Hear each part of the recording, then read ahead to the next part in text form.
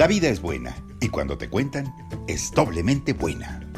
La Asociación Civil Querer Leer presenta La vida es mejor contando. Comenzamos.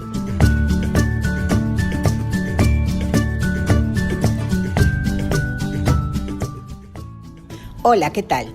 Soy Gudelia Delgado Mesa y a nombre de Querer Leer les doy la bienvenida a la emisión número 50 de La vida es mejor contando. La socióloga y antropóloga francesa Michel Petit es un referente necesario y constante en la mirada más profunda que podemos observar de la relación de las y los jóvenes con la lectura, la literatura y los libros. La escritora afirma que el arte, como la literatura, es una dimensión humana, más o menos desarrollada o atrofiada, aprovechada o desviada, pero es, sobre todo, una necesidad vital. Y si se trata de una necesidad vital, entonces el arte, la literatura oral y escrita son un derecho. En su libro Leer el mundo, Michel Petit escribe: sin relatos, el mundo permanecería allí, indiferenciado. No nos sería de ninguna ayuda para habitar los lugares en los que vivimos y construir nuestra morada interior. Bien, hasta aquí la cita. Y antes de dar paso a la lectura de textos preparados para hoy, doy la bienvenida a Gamaliel Sánchez Salinas, presidente de la Asociación Civil Querer Leer. Gracias, Gude. Este año se cumplen 100 años del nacimiento de Yanis Rodari. Leo reportaje en El Confidencial y les convido unos párrafos sobre su labor pedagógica. Dice así: su verdadera labor pedagógica se inicia en los 70, cuando es llamado por las escuelas para leer historias, inspirar a los niños y mostrar nuevas técnicas de enseñanza a los profesores. Rodari era particularmente apreciado en la región de la Emilia-Romagna, con ciudades como Bolonia, a la que se le ha tildado de ciudad roja y donde, por otra parte, se celebra la feria de libros infantiles y juveniles más grande e importante del mundo. Y era en las escuelas donde conocía cómo reaccionaban los niños, que era lo que les interesaba realmente. Lo más valioso del pedagogo, tal y como se ha destacado posteriormente, y hoy se puede apreciar en documentales grabados en la época, era cómo conseguía combinar la función didáctica y la diversión. Siempre tenía que estar presente el juego, lo que fue un cambio total frente a la pedagogía más conservadora anterior. En lo que creía Rodari era en el poder liberador de la fantasía. Estos métodos fueron agrupados en el libro Gramática de la Fantasía, dirigido a padres y profesores y aquellos que confían en la imaginación infantil, para quien conoce el poder de liberación que puede tener la palabra, como indica el propio Rodari en el texto. Para él era evidente que es necesario que la imaginación tenga su lugar en la educación y de alguna manera consideraba a los niños lo suficientemente autónomos para desarrollar su propia creatividad. Este libro fue publicado por Giulio Einaudi, que se convirtió en su editor de confianza. Einaudi también había tenido su pasado comunista en la resistencia e incluso había sido arrestado por los fascistas en 1935. No obstante, desde 1945 se había convertido en uno de los editores más importantes de Italia, publicando a Pasolini, Elsa Morante, Thomas Mann o Man Ray, entre otros autores. Ahora sí, preparémonos para disfrutar. Además de psicóloga y activista por los derechos de las mujeres, María José Montoya es una magnífica intérprete de lectura en voz alta. Y para muestra, les presentamos el siguiente texto.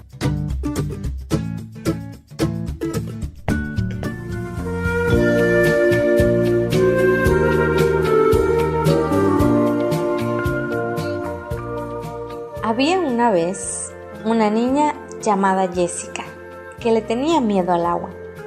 Una mañana de verano, Jessica estaba jugando con su hermana y sus primas en la piscina.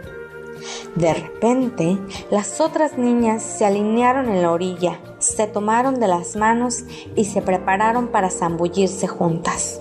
La mamá de Jessica se asomó por la ventana para asegurarse de que su hija estuviera bien. Esperaba que Jessica retrocediera, pero le sorprendió que su hija diera un paso al frente junto con las demás. 1, 2, 3. ¡Splash! Todas las niñas cayeron al agua entre gritos y risas. Desde ese momento, Jessica se enamoró del agua. Se unió a un club náutico y decidió navegar por el mundo sola, sin detenerse. Pintó su barco de color rosa brillante y lo bautizó como Ella's Pink Lady. Aprovisionó el barco con pasteles de carne e hígado, papas, latas y latas de alubias, 150 botellas de leche y mucha agua, y zarpó desde el puerto de Sydney. Tenía apenas 16 años. Por sí sola, Jessica navegó.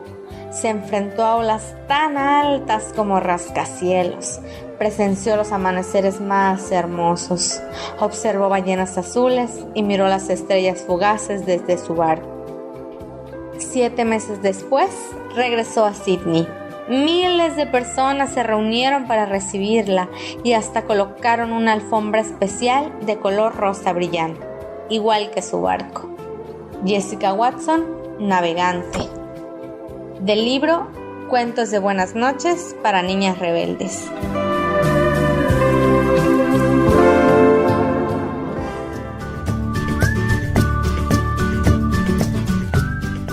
Claudia Isabel Lonfat es una escritora argentina que trabaja el suspenso en sus relatos. Afirma que la lectura es una puerta a la libertad. Hoy nos leerá un cuento de su inspiración. Escuchémosla.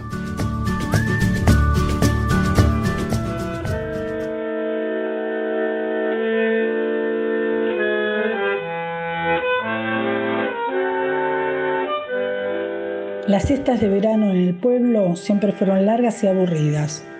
Los adultos preferían acortar el día durmiendo para escaparle a las horas más calurosas y nos obligaban a permanecer de cúbito dorsal hasta las 5 de la tarde. Yo miraba el vetusto y enclenque ventilador de techo, cuyas aspas giraban con la misma lentitud de la siesta, y recordaba el día que papá lo trajo de la ciudad. Estaba contento el viejo, pensando que nos proveía de cierto confort, como cada una de las veces que viajaba, y traía algo que, según él, servía para que mamá se luciera. Al principio, con los primeros viajes, a mamá se le iluminaban los ojos. Supongo que creía que ese lucimiento se relacionaba con algún vestido, algo de oro comprado en cuotas, o quizás zapatos con plataformas, como los que usaban las mujeres de la TV. Pero después de ver a papá sacar de su embalaje objetos polvorientos, como una licuadora, cuchillo, lámparas de pie de segunda mano, o una vieja alfombra, percibía la desilusión de mamá, y sus ojos se volvían a opacar, sin haber exhalado una sola queja. La realidad era que el ventilador no servía para nada. Jamás pudimos conseguir que esas aletas metálicas, grises, casi inertes, pudieran tirar un poco de alivio sobre nuestros cuerpos acalorados. El viejo había reemplazado la araña de bronce de la sala con bellos caireles de cristal por un armatoste ruidoso y feo, pero luego, después del chasco sufrido por la inutilidad del artefacto, volvió a colocar la araña en su sitio y el ventilador pasó a formar parte del escaso mobiliario de mi pieza, quizás pensando que al ser tan diminuta, allí sí podría cumplir su función específica. A veces, agobiado en medio del estío, miraba el girar perezoso de sus aspas hasta ser invadido por las náuseas y caer en la cuenta de que había encontrado una manera de sacarle provecho al ventilador. Llevaba su tiempo, pero al final lo conseguía. Las náuseas volvían y de esa manera le hacía creer a la vieja que me había caído mal la comida, razón por la cual se mortificaba tanto que se desvivía por atenderme y preparar jugos de fruta. Me sentía mimado cuando ella me pasaba la mano por la frente para calcular la fiebre, y yo notaba o creía notar un suspiro ahogado de alivio al comprobar que estaba bien. Eso me llenaba de felicidad. Ver ese destello de preocupación en sus ojos hacía que valiera la pena todo ese tiempo empleado en mirar esas sucias aspas moviéndose sin parar. Pero algo pasó. Las náuseas se fueron quedando. Ya no necesitaba ver su monótono girar. Incluso hasta la fiebre era real, y no solo la resultante del deseo impoluto de recibir las caricias de mamá. No me animé a decirle al médico que vino con papá de la ciudad que las náuseas me las provocaba yo mismo, mirando fijo el movimiento de las aspas del ventilador de techo. Y al observar su actitud, tan serio en su ropa blanca, empezaba a percibirlo como uno más de los tantos objetos inservibles que papá nos traía. El doctor fruncía el entrecejo y hablaba. Los ojos de mamá tenían una expresión tan triste y desoladora que permanecían así hasta cuando se sonreía, como los de las mujeres en las pinturas románticas antiguas. Fue tal la tristeza que vi en ellos que no aguanté más y le pedí a papá que tirara de una vez por todas el ventilador. El ventilador, Claudia Isabel Lonfat.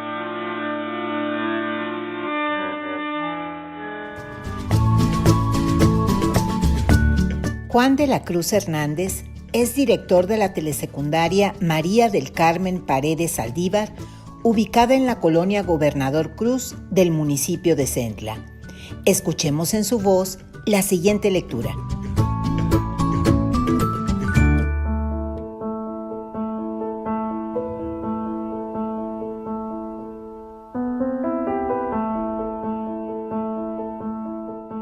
Pintar primero una jaula con una puerta abierta. Pintar luego algo lindo, algo simple, algo bello, algo útil para el pájaro. Poner luego la tela contra un árbol, en un jardín, en una arboleda o en un bosque. Esconderse detrás del árbol sin decir nada, sin moverse. A veces el pájaro llega rápido, pero también le puede llevar largos años tomar la decisión. No desalentarse, esperar si hace falta muchos años. La rapidez o la lentitud que le tome al pájaro llegar no tiene ninguna relación con el éxito del cuadro. Cuando el pájaro llegue, si llega, guardar el más profundo silencio, esperar a que el pájaro entre en la jaula y cuando entró, cerrar suavemente la puerta con un pincel.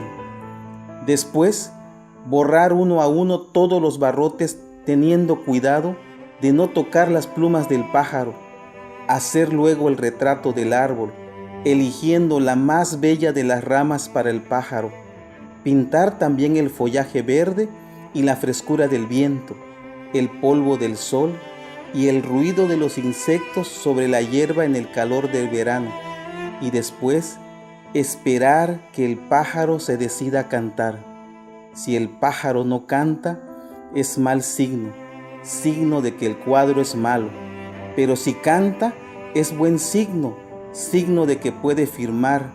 Entonces, arranque suavemente una de las plumas del pájaro y escriba su nombre en un rincón del cuadro, para hacer el retrato de un pájaro de Jacques Prévert.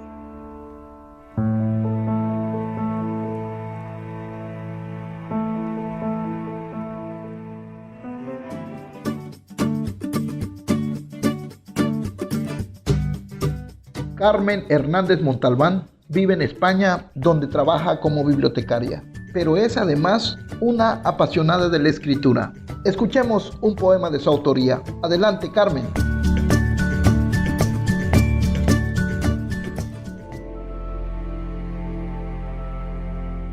Deja la tinta un pozo de versos dormidos en el fondo, palabras deshojadas a medio camino entre la extenuación y la pluma. Su movimiento inconeso nos recuerda la soledad de los amantes que nunca se encontraron. Así queda el papel, el folio en blanco, como una estera impoluta sedienta de lirismo. Así queda el tintero por el tapón sellado, como un estanque oscuro de peces melancólicos.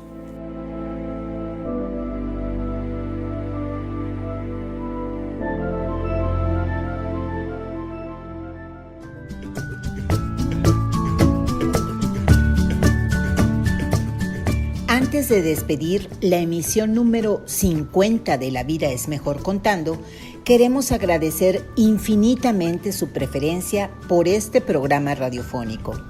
Y a todas aquellas personas que nos preguntan acerca de la posibilidad de participar con nosotros, les invitamos a enviarnos una nota de voz con la lectura de un cuento o poema al número de WhatsApp 9931 27 27 35. Ahí con mucho gusto les confirmaremos su participación. Mi nombre es Gudelia Delgado Mesa, soy secretaria de Comunicación Social de la Asociación Civil Querer Leer y con mucho gusto les digo hasta la próxima. Gianni Rodari fue amigo de la periodista comunista Dina Rinaldi. En los 50 trabajaron juntos en el semanario juvenil Le Pionnier. En él aparecían personajes como Cipollino, Atomino o Stenderello y se contaban historias de la resistencia y problemáticas sociales. Se podía comprar en el kiosco libremente y alcanzó una relevancia importante, tanto que al Vaticano le llegó a molestar lo que tachó de adoctrinamiento a los niños y excomulgó a Rodari. Por hoy ha sido todo. Nos despedimos con los agradecimientos de siempre para Alejandro Bregue en la parte técnica, para la XCBT y su director Emanuel Civillo Oropesa y para Jorge Pérez Saldaña, amigo de Querer Leer. Hasta la próxima.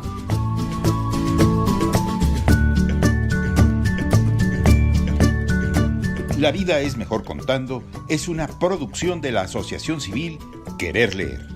Querer leer para hacer ciudadanía.